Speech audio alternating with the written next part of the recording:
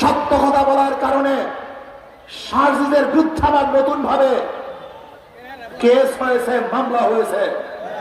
আমি আশ্চর্য হয়ে যাই, বিএনপির প্রতি আমার করুণা হয়, যাদের দ্বারা চক্ষুদান আজকে তাদের কি তোমরা নিন্দা করতেছ, তাদের বিরুদ্ধে কেস দিয়েছ।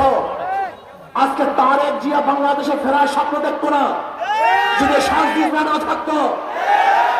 আজকে তোমার নেত্রীকে চিকিৎসা করার জন্য বিদেশে পাঠাতে পারতো না যদি আজকে ওরা না থাকতো। আজকে খোলা আকাশের নিচে মাঠের মধ্যে রাজনীতি করতে পারতো না। ওরা জীবনের মায়া ত্যাগ না করে ওরা আন্দোলন না করতো। কিন্তু আজকে যাদের মাধ্যমে নেত্রীকে চিকিৎসার জন্য বিদেশে পাঠিয়েছ, তোমার নেতাকে বাংলাদেশে আনার ব্যবস্থা করতেছ, আজকে নির্বিঘ্নে রাজনীতি করার সুযোগ পেয়েছ। আজকে সত্য কথা বলার কারণে সেই সার্জিদের বিরুদ্ধে কেস দিয়েছ। বাংলাদেশের মানুষ তোমাদের এই ঔদ্ধত্য কোনো অবস্থাতেই মেনে নেবে না, মানতে পারে